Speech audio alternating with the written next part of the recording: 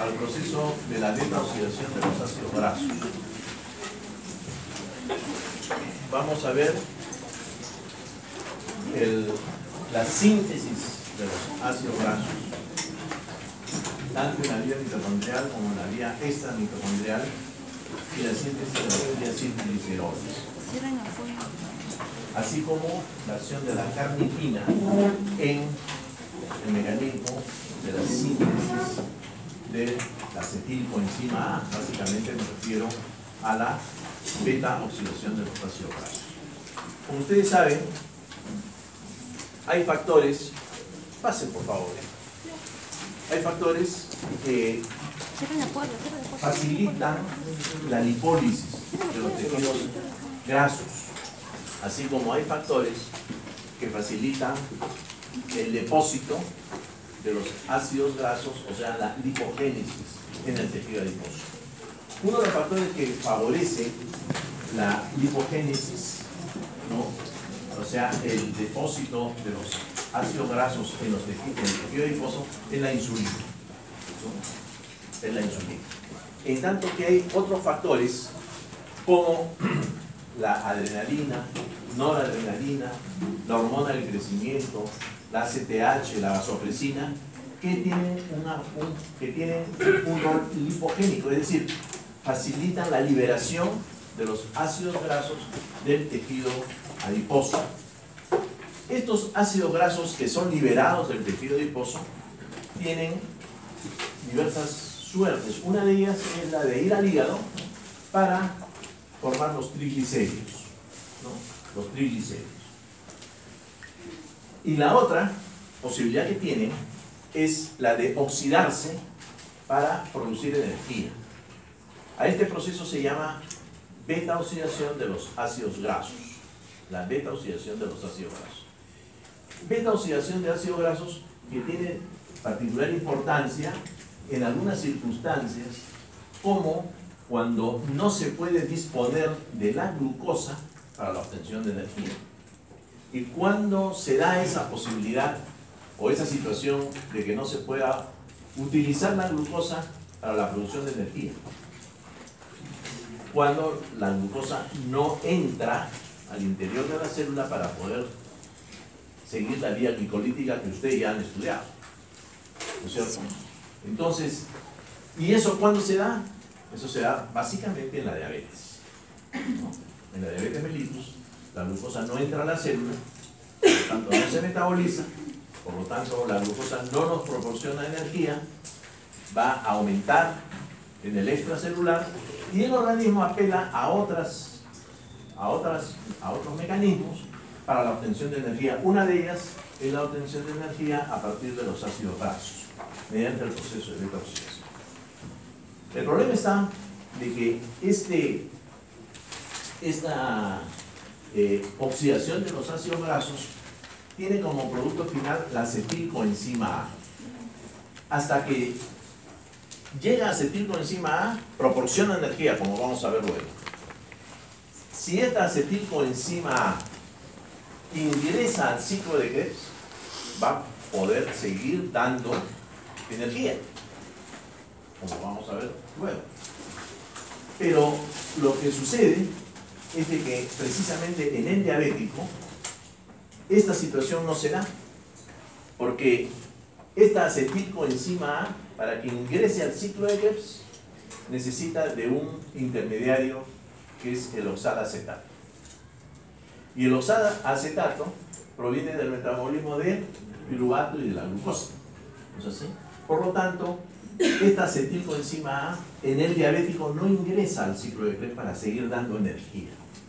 Y va a seguir otras vías, esta acetilcoenzima A. Una de ellas es la de sintetizar más ácidos grasos. O sea, tenemos una acetilcoenzima A, producto final de la beta oxidación de los ácidos grasos, que no puede ingresar al ciclo de Krebs para seguir dando energía, me refiero en el diabético, para poder seguir dando energía, y por lo tanto esta acetilcoenzima A, que no ingresa por falta de oxalacetato, va a seguir vías distintas. Una de ellas es la síntesis de más ácidos grasos. que lo puede hacer, como vamos a ver luego, tanto en la vía mitocondrial como en la vía extramitocondrial. La otra posibilidad es de que esta acetilcoenzima A nos sirva para la síntesis del colesterol, como veremos en la clase del día lunes. El colesterol se sintetiza a partir de la acetilcoenzima A. Y finalmente, nos puede generar esta acetilcoenzima A la síntesis de los cuerpos cetónicos. Los cuerpos cetónicos, que son el ácido acetoacético, el beta-hidroxibutírico y la acetona, que tienen un efecto deleterio, ¿no es cierto? Un efecto nocivo a nivel del sistema nervioso central, básicamente. Entonces, de ahí que puede haber cetosis en un diabético y cetoacidosis, obviamente, ¿no? En el diabético descompensado. Entonces, hacia esas vías se va a derivar el metabolismo cuando no puede ingresar de manera correcta, de manera adecuada, ante la presencia de oxalacetato, esta acetilcoenzima A, producto final de la beta oxidación de los ácidos grasos. Bien, dicho esto, vamos a revisar cómo es el proceso de beta oxidación de los ácidos grasos, y vamos a tener este proceso de oxidación de los ácidos grasos corresponde tanto a los ácidos grasos saturados como a los ácidos grasos insaturados. Entonces, tomemos como ejemplo el palmitato, el ácido graso saturado.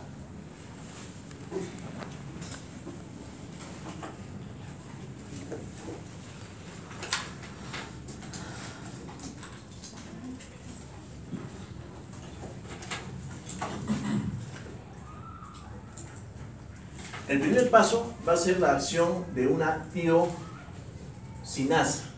Esta tiosinasa incorpora a la coenzima A esta molécula del palmitato y se va a formar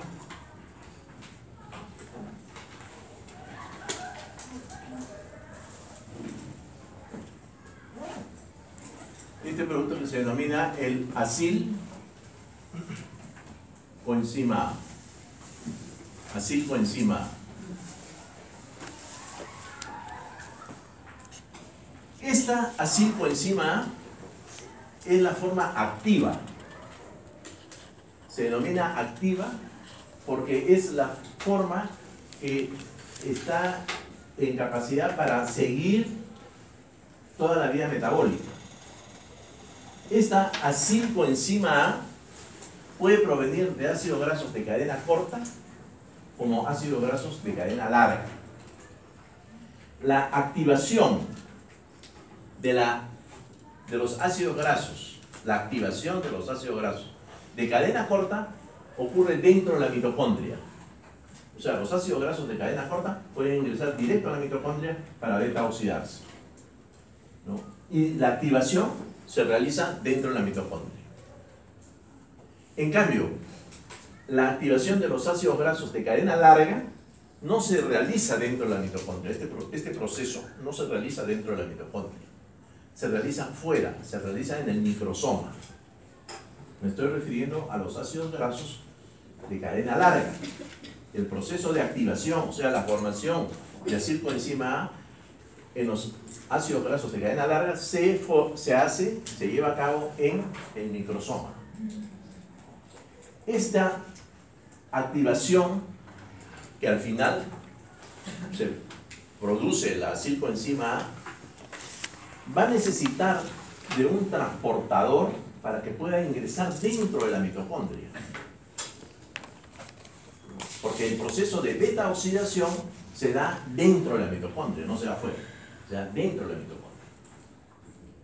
El primer paso para los ácidos grasos de cadena larga, se da en el microsoma. Pero una vez formado la acilcoenzima A, tiene que ingresar dentro de la mitocondria para que siga oxidándose.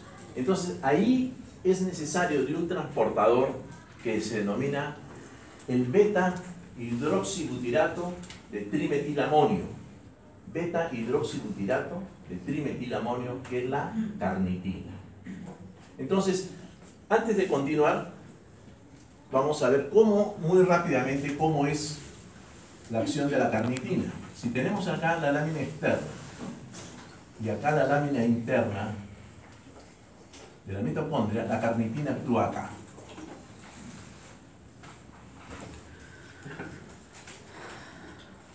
Cuando viene la acilcoenzima A,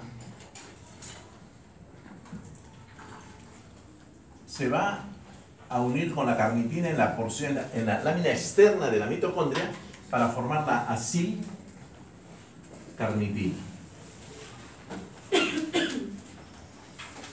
La acilcarnitina, dejando a la coenzima A afuera. ¿Okay? Y en la porción interna se va a unir con la coenzima A para formar la acilcoenzima A y dejar libre a la carnitina para que vuelva a transportar más acetilcoenzima A. En esta forma actúa la carnitina. Es un transportador hacia el interior, hacia el interior de la mitocondria para que pueda continuar el proceso de beta oxidación. El beta-glutirato de trimetilamonio. Bien, ya tenemos la acilcoenzima A dentro de la mitocondria y tenemos que continuar con el proceso de beta oxidación. Acá viene la acción de una deshidrogenasa. Una deshidrogenasa. Esta deshidrogenasa va a actuar sobre una flavoproteína, proporcionándole dos hidrógenos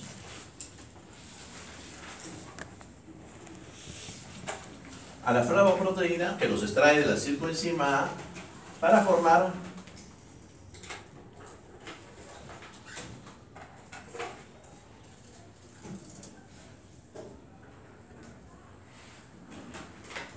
el acilcoenzima A insaturado. Acilcoenzima A insaturado. ¿Okay? Luego viene la acción de una hidratasa que proporciona agua a la molécula para formar el beta-hidroxiacilcoenzima A.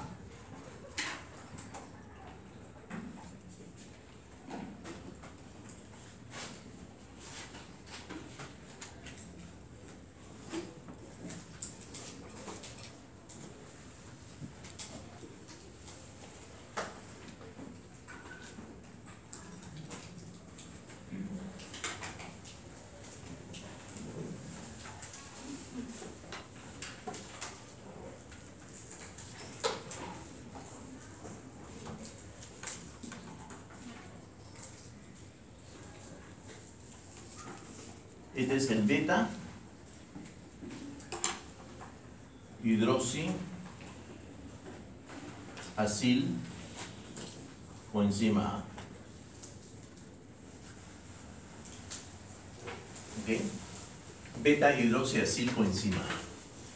Este beta hidroxiacilcoenzima A va a sufrir la acción de una deshidrogenasa, es la segunda deshidrogenasa, pero esta vez esta deshidrogenasa va a actuar sobre el NAD.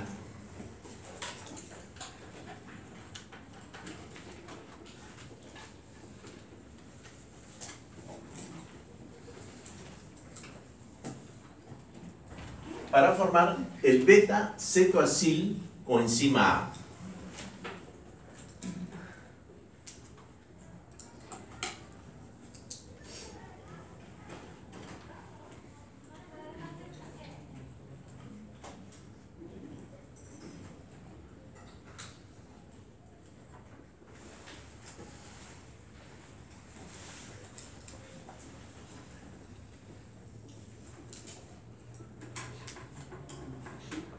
Este es el beta cetoacil coenzima A. Beta cetoacil coenzima A. Este beta cetoacil coenzima A va a sufrir la acción de una enzima que se llama una tiolasa. Una tiolasa. Para formar el acil coenzima A.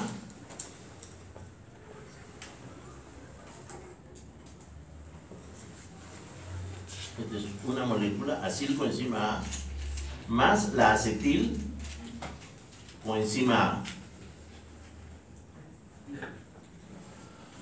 Más la acetil coenzima A. ¿Ok? Más la acetil coenzima A. El producto final de la beta oxidación es la acetil coenzima A.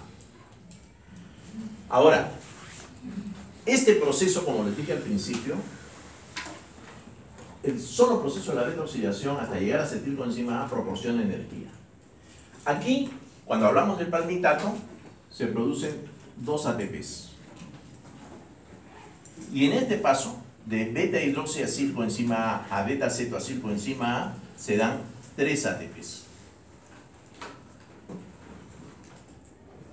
3 ATPs.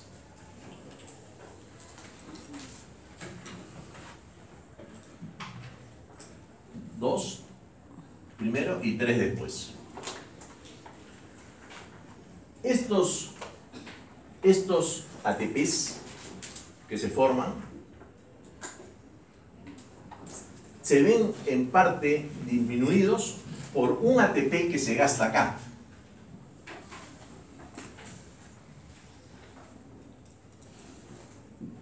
Acá se gasta un ATP.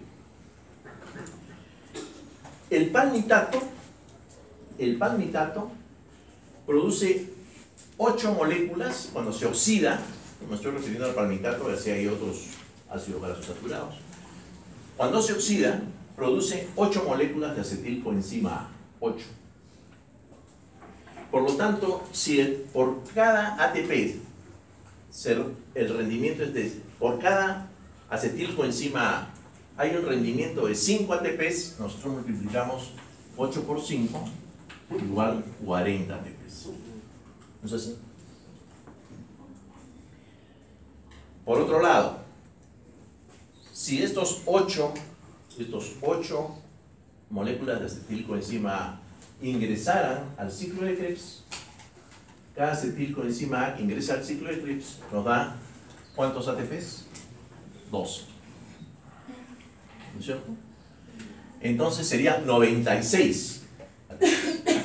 Si yo sumo, me da 136 ATPs. Pero debo restarle un ATP por cada molécula de acetil coenzima A formada. O sea, yo debo restarle 8.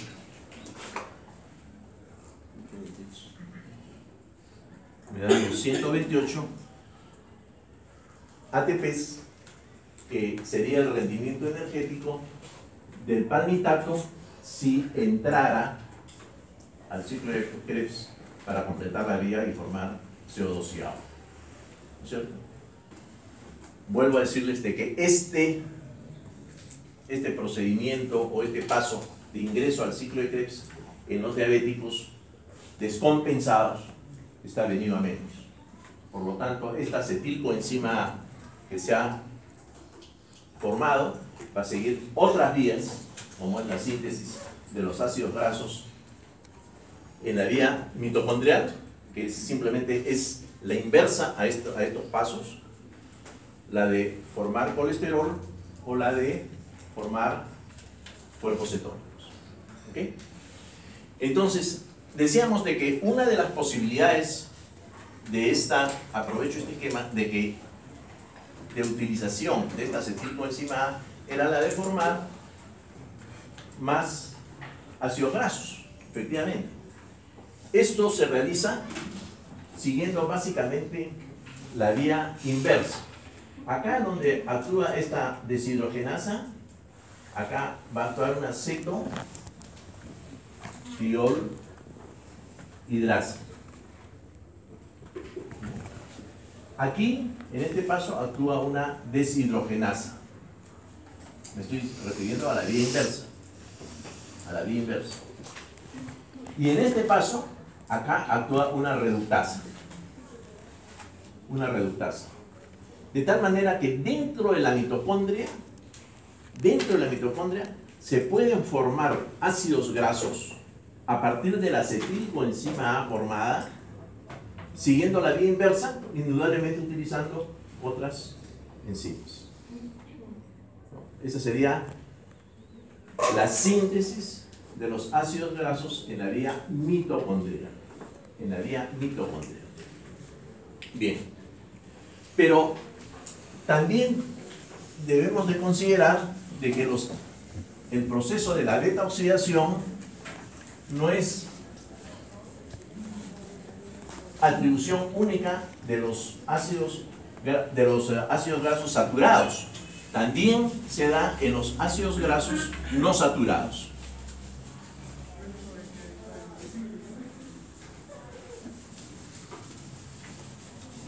Ese proceso de oxidación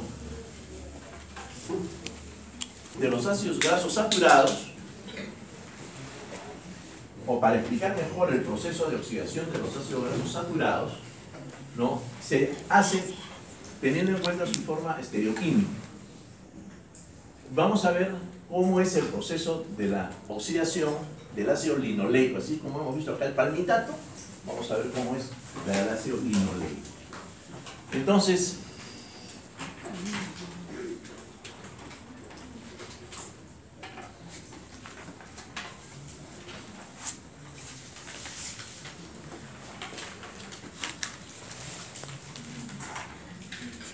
este es el linoil coenzima A. Primero va a actuar una isomerasa, y va a suprimir la cadena alifática lateral.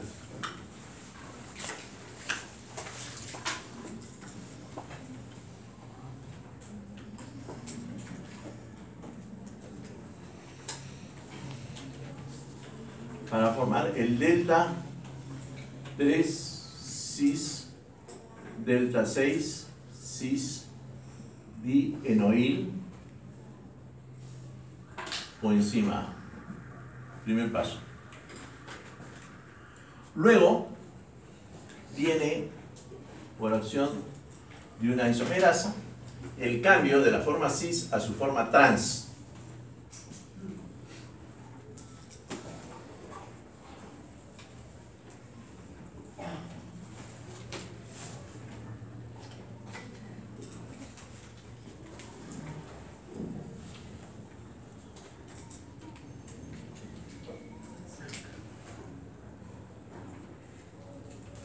Y se forma el delta 2 trans delta 6 cis dienoil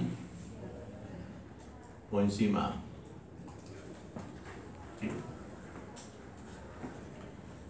Delta 2 trans delta 6 cis dienoil coenzima A. Esta forma trans, luego, por acción de una isomerasa también, va a dar lugar a se suprime la cadena alifática lateral para formar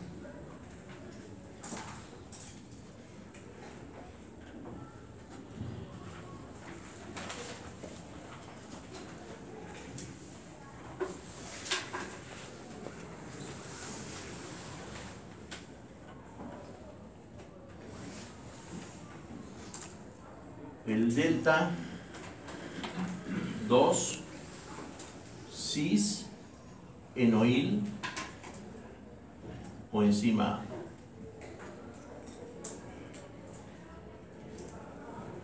El delta 2 cis enoil coenzima A. Luego viene la acción de una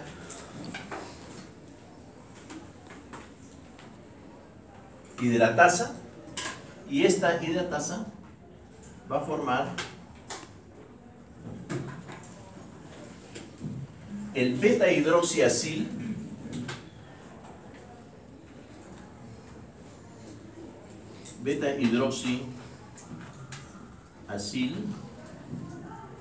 coenzima A, pero en su forma destrógida, porque tiene el radical oxidrilo hacia arriba, en su forma destrógida.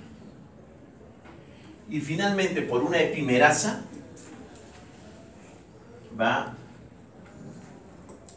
a trasladar el radical oxidrilo hacia abajo, que es la forma levógira, el beta-hidroxiacil coenzima A levógiro, que es el mismo que vimos, el mismo beta-hidroxiacil coenzima A que vimos en el proceso de beta-oxidación del palmital, ¿no?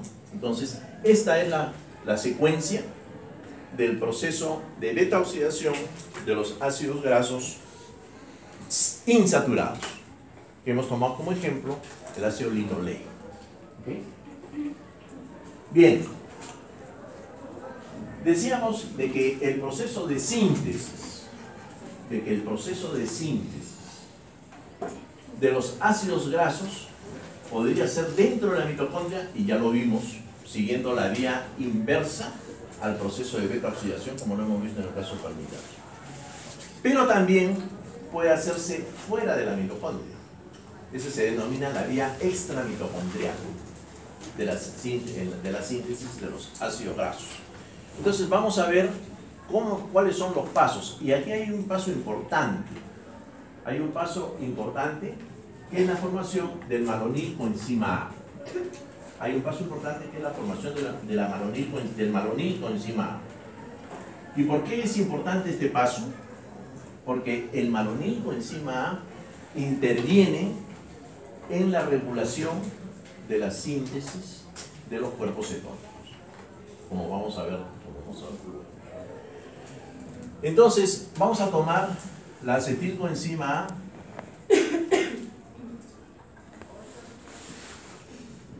es de la acetilcoenzima A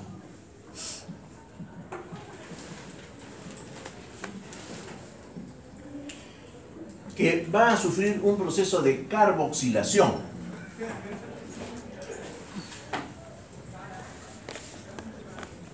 Oración, obviamente, de una carboxilasa.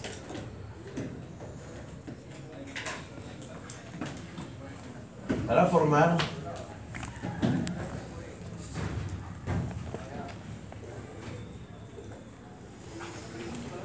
el malonil coenzima A. Malonil coenzima A. Este malonil coenzima A es importante porque interviene, como les dije, en la regulación de la síntesis de los cuerpos cetónicos.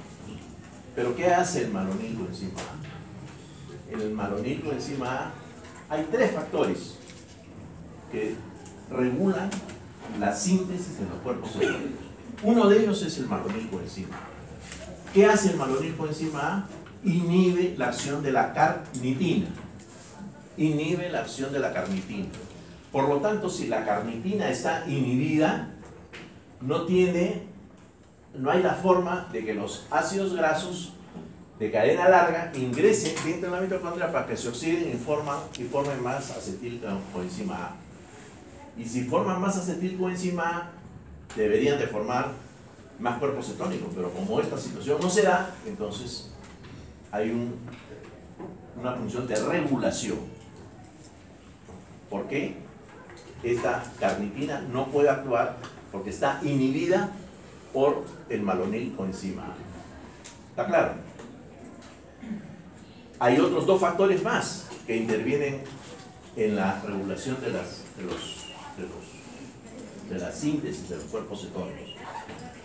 Uno es la lipólisis.